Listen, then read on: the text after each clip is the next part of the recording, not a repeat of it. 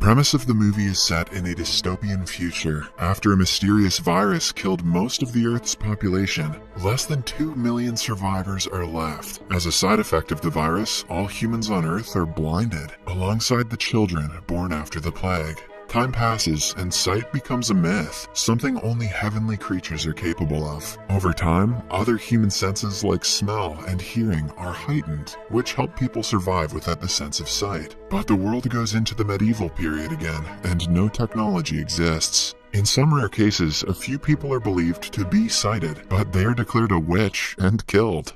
In the city of Kanzua lives the queen named Kane. She is the leader of the Witchfinder army and the overseer of the entire city that is set over a dam. The queen is extremely religious and thinks that every human who can see is defying God's wish. She exercises her power ruthlessly and murders anyone who spreads heresy about the sense of sight. Then, we are introduced to the Alkenny tribe, settled in the middle of a vast jungle. The leader of the tribe is a fearless warrior, Baba Voss. Baba's wife Magra is going into labor and is being helped by an elder member of the tribe named Paris. Magra cries in pain, asking for her husband, but he cannot be with her because of a more important job. Typical Baba. The tribe is about to be attacked by the Witchfinder, who thinks Magra is a witch. Anyone who comes in their way will also be murdered, but the people are ready to fight with their lives for their leader's wife. Although the entire tribe lacks the sense of sight, they have mastered their hearing and other senses. The experienced members of the tribe predict that around 200 Witchfinder soldiers are rapidly making their way towards them and seem to be armed with dangerous weapons. Baba announces that he will protect his tribe and encourages the others to do the same before blowing the war horn. They perform a traditional dance for good luck and start preparing themselves. Somewhere else, the general of the Witchfinder army, Tamakdi, is with a man named Bax. He is also a tribe member of Alkenny, but has a conflict with Baba. Hence, he is helping the enemy to kill Magra and teach Baba a lesson. Bax reveals that Magra is not an ordinary woman. Last winter, she came to the tribe pregnant and wounded, claiming that she had walked through a snowstorm. Baba took her in as his wife and decided to adopt her child. Ever since then, she has been living with the tribe, but Bax doesn't like the fact that Baba gets to do whatever he wants. He then gives the general a necklace that has the name of the man who impregnated Magra. On touching it, the general freezes in shock. The necklace has the name Gerla Morel, who is said to be the only person with vision. The general has been working for years to kill Gerla Morel under the orders of the queen herself. If Magra is present with his child, this means they are near to finding him as well. Being so close to his lifelong goal excites the general, and he asks Bax to reveal the security measures of his tribe. Somewhere else, Magra gives birth to a child and realizes she has another one inside her body. Paris does a C-section, and eventually a boy and a girl are born. In the border of the woods, a wall of stone has been built for the tribe's protection. They use it as a shield and initiate the fight, killing many rivals. When they are about to be overpowered, the wall is broken and the stones fall down the hill, crushing half of the Witchfinder soldiers. After everything calms down, Baba senses that the other half is still at the riverbank. They will attack after a storm passes, so the tribe has only a few hours to prepare. Baba meets his children for the first time, but is troubled about their future. They know that fighting the rest of the army will not be easy. To avoid any more loss of lives, Paris suggests they run away through a secret bridge that most people don't know about. Everyone agrees and makes their way to the bridge under her leadership. When they are halfway through, the general and his army arrive. Initially, they do not comprehend where the villagers are, but they soon sense the presence of the secret bridge and push Bax into it. Baba reaches the other end and cuts the bridge after saving Bax, since he is still a member of the tribe. With the pathway gone, the tribe runs away and the general fails once again. An eagle brings the message of failure to the queen. She goes to the temple and tells the council about the message they received. It turns out that Gerla Morel killed her sister long ago, which is why she wants him dead at all costs. Moreover, to her and her people, someone with sight is a demon. Knowing that 2 of Gerla Morel's children have been born, the queen sends another army of witchfinders to help the troop kill all 3 of them.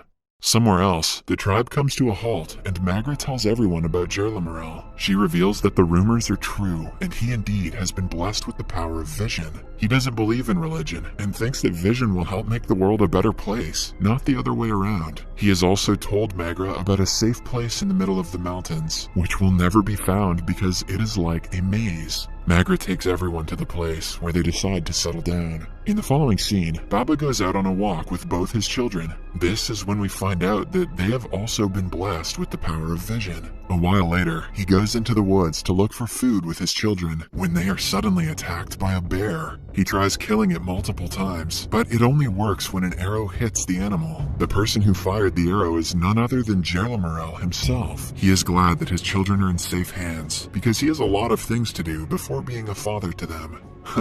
Classic Jerlamarel. He tells Baba about the box he can find near a waterfall. He also hands Baba a key to the box and says that the children must be given the box when they reach the age of 12. He suggests they name the boy Coffin and the girl Haniwa, but before saying what the box contains, he runs away. The betrayer, Bax, is also in the woods and hears Baba shout Jerlamarel's name. He suspects something is wrong and tells his aunt about it. Bax's parents were killed because of a punishment at Baba's order, so his entire family is against him. They hire a girl named Shadow to find out what is going on. Shadow is a tribe member who is known for being invisible. She is so good at hiding herself that she has never been noticed by anyone in the tribe, even though she lives with them. Oh, I felt that. At night, Magra, Baba, and Paris open Jerlamarel's box, where he has left a toy boat and many books that can teach the children to read. The group realizes the children can see, but decide to keep it a secret. Paris predicts that the books contain knowledge about the ancient people and their technologies. When the children are ready, they will one day have to go on their own journey to establish a new world system. Magra is extremely against the idea. She orders them to bury the box outside the village and never talk about it again. The children should be kept away from it at all costs. Just then, Paris realizes that they are being spied on and discontinues the conversation. Outside, Shadow lies to Bax, telling him that Baba was playing with his kids inside his hut and nothing else. Bax also figures it out and makes a plan of his own. He sends a message on a bottle into the river and decides to do it every day until the general finds one of the bottles and lands an attack on Baba. Meanwhile, the general and his troops are doing everything in their power to look for the tribe. They burn several houses and kill many people, asking them about Magra. However, even after years of searching, they are unsuccessful in locating her. In the dam, the queen gets a message from the general, saying that he wants to return home. However, on checking the message closely, she discovers that it has been tampered with. Upon further investigation, she finds out the people of the kingdom are not satisfied with her rule. The dam's condition is getting weaker, and instead of thinking for her people, she is more focused on catching witches, which are of no concern to the kingdom.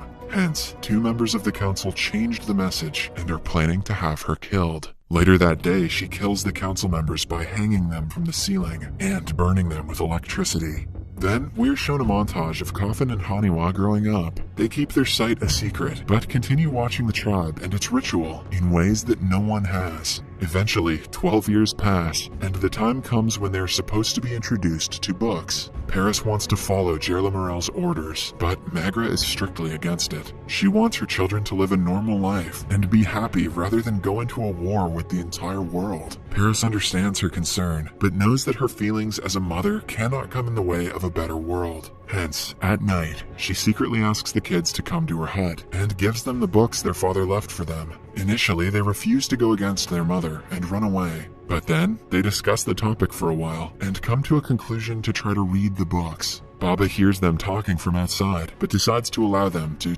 take their own path. He tells Paris about the kids, and they plan to keep the books a secret from Magra, knowing that she would burn them all if she found out. In the following few months, the children hide from their mother every day to learn the alphabet. Ultimately, they are able to read sentences and literature, which provides them with the knowledge of the past. In the following scene, we see a girl from a village get her hands on a bottle by the bank of a river. It is one of the bottles with the message that Bax left for the general. After conducting a years-long search for Jerlamarel and failing miserably, the general finally returns home to the dam. He kneels down before the queen and tells her that he has brought 100 horses, several kilos of grains, and many more things necessary for the people of the kingdom. However, he has failed to bring the one person he was sent to capture. He is ready to face the consequences and be punished with death, but his last wish is to commit the unthinkable because he wants to be remembered as a warrior, not as a fool who couldn't complete a royal order. The queen agrees and sends him to jump off the dam. A while later, the note sent by Bax is brought to the queen, and she finds out about the children's whereabouts. When the general is seconds away from committing the unthinkable, she stops him and shows him the message. The win is so overwhelming for the queen that she breaks down crying in his arms. Back in the village, Haniwa and Coffin hear a horn, calling everyone to gather for a meeting. It turns out that an incestuous relationship between Bax and his aunt has resulted in the birth of a disfigured and stillborn child. Everyone is horrified by the incident, but this shines a light on a more important problem. Incest isn't cool.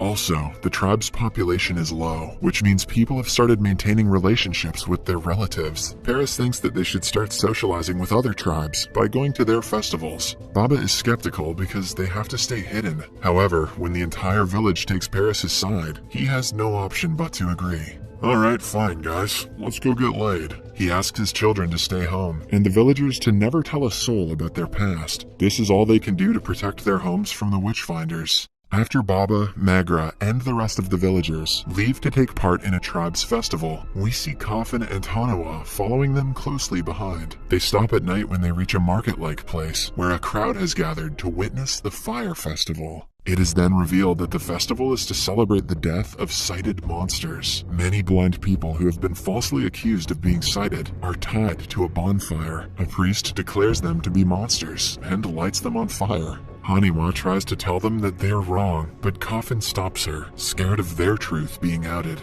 They watch as people gather around the fire, dancing and making love. Paris and Magra are also shocked at the brutal punishment. Paris claims that although they are protected from the witch-finders, the Queen's principle is spreading rapidly, turning people into monsters. Unable to watch the ritual anymore, Coffin walks away from the crowd. When no one is around, he is approached by slave traders who abduct him and take him away. Not just Coffin, but the slaves have kidnapped many children from several tribes. Haniwa finds her brother missing and quickly goes to tell her parents. A search party sets out to look for him, consisting of Baba, Magra, Paris, Haniwa, and many more. In the meantime, the slave traders have tied the children's hands and mouths and are following a cloud of smoke to a different town. An hour later, they reach a building where the slaves' hands are untied and they are kept on the ground. The search party comes across a recently burnt piece of wood and assumes that the traders were here some time ago. There is no way for them to be sure until Haniwa notices her brother's writing on a rock. He has asked them to follow the signs to get to him. When Haniwa tells everyone about the sign, Magra is shocked. She inquires how Haniwa knows what he wrote and eventually finds out that her children know how to read. They have followed in their father's footsteps and are planning to do the same in the future. Magra fumes in rage, wanting her children to be dumb and useless, I guess. But her priority is to look for her son. The rescue group also reaches the building where the slaves are kept. Baba tells everyone to stay outside while he goes in alone. Haniwa argues that she wants to join him, but Baba doesn't want her to see what he will become in front of his enemies. He has spent the first half of his life in similar circumstances, killing many people, but he doesn't want his daughter to see him like that. He then attacks the guard and quietly brings him to the place where the slaves are kept. Coffin sees them and makes a noise to alert his father of the presence. As Baba hears it, he turns into a beast and kills all the traders one after another. By the end of the fight, his own son can hardly recognize him. At last, Baba catches the leader of the gang and stabs him in his throat. Damn, Aquaman just went dark. Coffin finally meets his mother, who hugs him at first but then pushes him away for hiding such a huge part of their lives from her. When they reach the village, the children apologize to their mother and reveal that they have to travel far away someday according to books that they have been given. An emotional Magra hugs them, finally coming to terms that they are their own people. Outside, Baba hears a dog barking and realizes that they are being approached by the enemy. Then we see the general and his army arrive at the village. At the same time, Magra brings out a tiny pouch that has something important inside it, but before she can hand it to her children, the news about the attack spreads in the tribe. Bax starts telling everyone to hand Magra over to the enemies to save their lives. An enraged Coffin takes advantage of the situation and holds Bax hostage. Using him, he and his family manage to run away from the village. They are followed by Shadow, who wants to join them in the journey. When the family is far enough, Haniwa wants to kill Bax for everything he did. However, Coffin lets him free to prove that they're not the monster that people paint them as. After everyone walks away, Bax yet again returns to the village and tells the general about the escapees. The army holds the entire village at knife point, declaring that until the real Coffin and Haniwa are found, they are all witches. Somewhere else, Baba and the family reach a riverbank and get on a boat he made over the years. Just when they are about to sail, they are surrounded by the enemy. The general announces that he has spent his entire life looking for Jerla Morel's children and is not going to back down now that they are so close. He also threatens to kill the entire village if they put up a fight or refuse to come with him. The rival soldiers get into the water and close on the boat. When they are close enough, Baba kills a man, which makes the others find out their exact location. This gives rise to a battle between the two parties. In the middle of the fight, Haniwa shoots an arrow at Bax and kills him. Baba manages to row the boat further away where the water is deep. Since the army doesn't have a boat, they yet again lose the family. The general kills Bax to protect him from suffering further and orders a commander to kill everyone in the tribe. Paris, who is also on the boat, shows everyone a map left by Jerla Morel for his children. They have two options, either to follow the map and go along the river, or to take a path along the forest and go to a safe place. They take a vote and decide to follow Jerla Morel's map. Magra is not happy about the decision, but has no room to argue. No one listens to Magra. A while later, they stop at the bank to take a rest for the night. Back in the kingdom, the queen finds out about Baba and his family escaping one more time. The council members request that she focus on the kingdom because it needs more care than her religious beliefs. It is then revealed that the queen used to be in love with Jerla Morel long ago, but he didn't reciprocate the feeling. I wonder how many horrible decisions were made by leaders in the past because they were butthurt or got cocked. The people think they are being ruled by a lovesick queen who only thinks of herself. They have lost people and treasures because of her ego, and are vocal about it as well. The queen abruptly leaves the meeting and later assassinates the council members who were opposing her earlier. The following morning, Baba and the group wake up to their belongings missing. Even the pouch that was close to Magra has disappeared. As they try to look for them, Coffin notices someone standing a few yards away. Somewhere else, the queen is told that the people are protesting for her to be removed from the throne. There is no one on her side, and she is bound to be punished for the deaths she caused. Enraged by their audacity, the queen makes the decision to end the entire kingdom and look for Jerla Morel on her own. She closes the dam, which destabilizes it, causing it to move aggressively. As it starts to flood and break, she runs away in a carriage with her dog and her close assistant. The people of the kingdom are left to die.